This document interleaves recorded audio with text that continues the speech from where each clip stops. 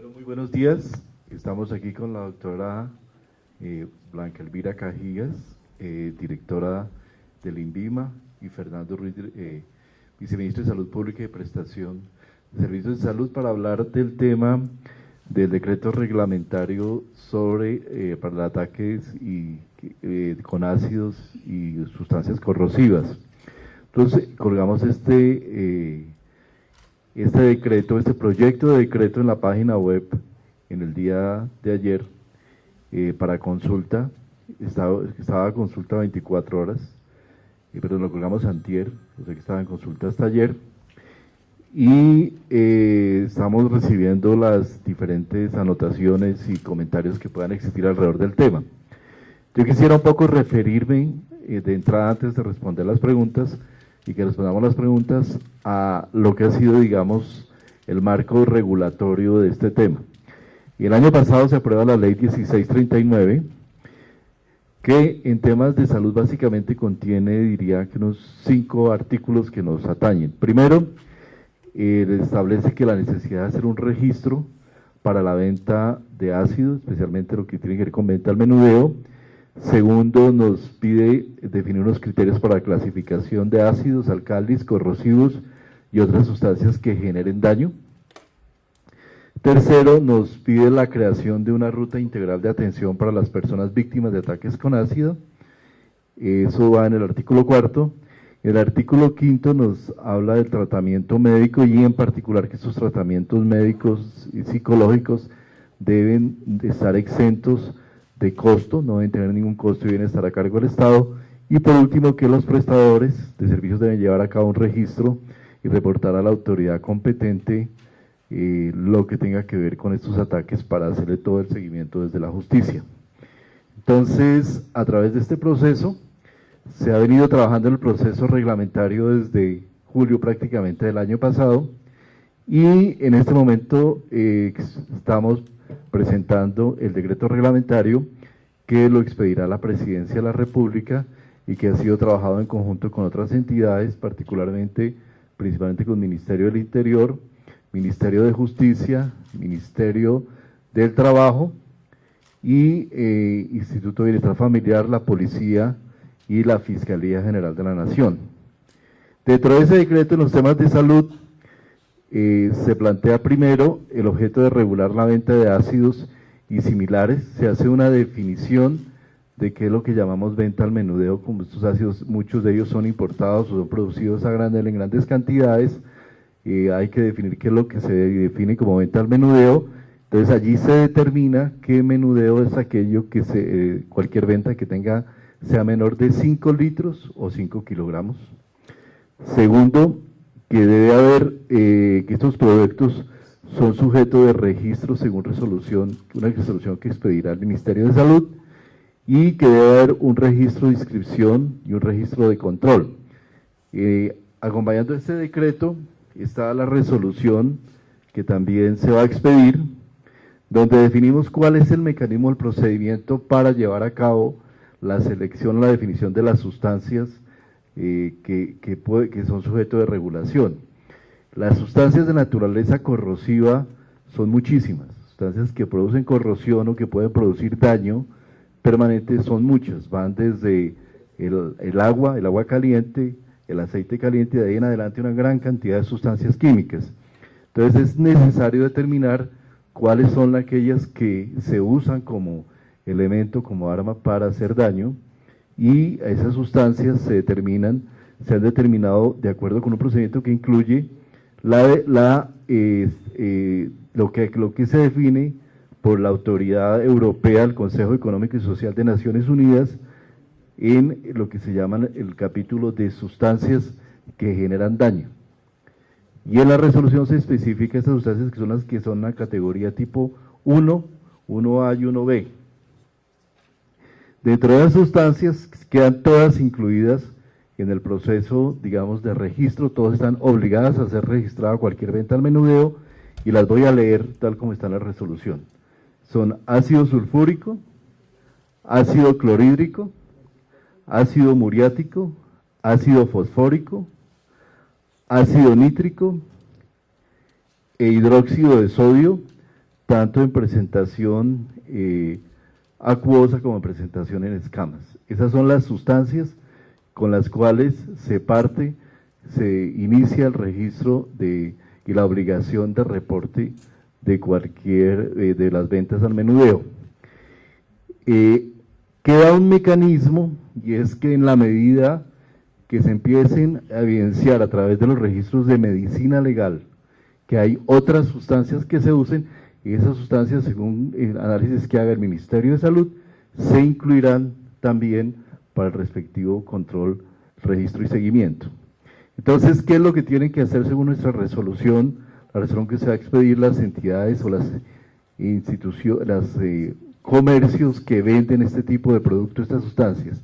Primero, una inscripción que se tiene que hacer ante el INVIMA, en un formato que el INVIMA tiene 3 meses para presentar y decidir, construir y presentar, y también debe llevar el registro de las ventas con el nombre de la persona a la cual se le vendió el producto, su identificación, y hay unas prohibiciones explícitas de vender a menores de edad, de vender a personas en estado de embriaguez o que estén usando sustancias psicoactivas. También se le dan a la Superintendencia de Industria y Comercio las actividades de inspección, vigilancia y control sobre la venta de dichas sustancias. Ese es, digamos, el primer punto. El segundo tiene que ver con la ruta de atención integral. La ruta de atención integral se ha venido trabajando con diferentes entidades, se ha venido trabajando con la Secretaría de Salud, con el Hospital Simón Bolívar, con algunas fundaciones que trabajan con estas personas, e incluso se ha trabajado con personas, hombres y mujeres que han sido sujetos de ataque, de este tipo de ataques, porque son quienes tienen la evidencia de las mayores limitaciones que hay en la atención integral, en la cobertura integral de sus necesidades. Y la ruta de atención integral, si ustedes miran el protocolo, va a tener como tiene unos elementos, digamos, de atención inmediata de urgencias, de soporte y de manejo ulterior de la situación en particular. Entonces, dentro del anexo técnico que se saca en la resolución, está todo lo que es esa ruta integral de atención. Dentro de ella, un aspecto crítico es la definición sobre qué se hace en situación de urgencia, qué se debe hacer para atender a la persona inmediatamente pasa la situación, en la cual, como ustedes entenderán, como todos estos casos se dan de una manera totalmente incidental, y al darse de una manera incidental, el respondiente primario, o sea, la persona que presta el primer auxilio, es una persona que usualmente no está preparada para atender una situación de estos. Entonces allí se plantea que una de las acciones principales, por ejemplo, es el lavado con agua fría, con agua a una temperatura no helada, pero por lo menos a una temperatura moderada, con jabón líquido, lavar a la persona por lo menos por 20-30 minutos, enfocarse en los ojos, porque usualmente, como son ataques a la cara, se afectan los ojos de una manera particular, y inmediatamente después de todo ese procedimiento, proceder o consecuentemente proceder con su traslado a urgencias. Traslado que no es a cualquier urgencia, tiene que ser a urgencias donde haya unidades de quemados donde se pueda atender a las personas. Y se plantean cada una de las eventualidades que podrían existir y cómo deberían atenderse a las personas. Entonces, dentro de la ruta se plantean acciones que están dirigidas a la atención de la persona, a la atención de la familia y a la atención dentro de su contexto, digamos, social, y se plantean las diferentes etapas que desde el punto de vista psicológico también pasa a una persona que es víctima de un ataque de estos, de una fase inicial crítica, y después hay una serie de evoluciones en la forma que se va aceptando o se va elaborando, digamos, una situación tan crítica como es un ataque de esta naturaleza. Entonces, eso es lo que está contenido en la ruta integral de atención, y después viene el tema de la garantía de atención integral. Esto no está tan definido en la ley. En la ley se nos pide que se haga fundamentalmente, que se asegure que las personas no tengan que pagar por los servicios que son necesarios. Esto ya se había se había, digamos, enunciado también por la circular 16 que sacamos en marzo de este año, en la cual se le recuerda a las EPS y a las IPS que todas las personas que sean víctimas de ataques por ácido están exentas de cualquier copago, no tienen que hacer pago de su propio bolsillo para el servicio de salud, eso está ya especificado. Y también queda claro que con la actualización del POS que se presentó, que se expidió en el 27 de diciembre del año pasado, los procedimientos reconstructivos de cirugía plástica, de atención de urgencias y reconstructivos que requieren las personas que son sujetos de quemaduras, ataques con ácido, están cubiertos en el POS. Sin embargo, en la resolución se enfatiza que podrían haber eventualidades de algunos procedimientos o medicamentos, principalmente medicamentos, que pudieran no estar incluidos en el POS. En ese caso, el médico puede darlo recurriendo al CTC para que le dé autorización. Sin embargo, si la situación es de urgencia, de tal cual lo plantea la resolución 5335 de 2013, el médico puede ordenar en la aplicación inmediata del medicamento sin tener que pasar por un CTC. Entonces, digamos que de esta manera queda completamente garantizado que todos los servicios están incluidos en el POS, que aquello que por alguna eventualidad, tecnología o medicamento que no está incluido en el POS, debe darse, y que aún en caso de eventualidad de emergencia no se puede detener el tratamiento y que las personas no tienen que pagar por el tratamiento, por ningún tratamiento que esté relacionado con ataque por ácido.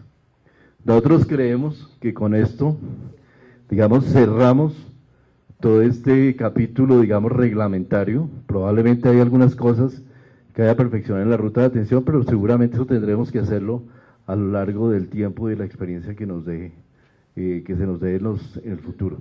Hay un tema que es muy importante y es que hay unos criterios además adicionales del manejo de casos de víctimas. Por ejemplo, hay temas como que la confidencialidad es un tema sustancial. Desafortunadamente, como esto ha tenido una notoriedad mediática tan grande, el tema confidencialidad se nos ha perdido, pero yo quisiera recordar además que las personas dentro de las normas legales de ese tipo de situaciones tienen derecho a confidencialidad, no solo de su nombre, sino también de sus características de vida privada. Y esto tiene una afectación muy importante sobre el destino psicológico, el curso psicológico y familiar y social de este tipo de casos, que no solo hay un trauma y un daño físico, sino hay un daño psicológico, social y familiar. Entonces estamos abiertos a las preguntas.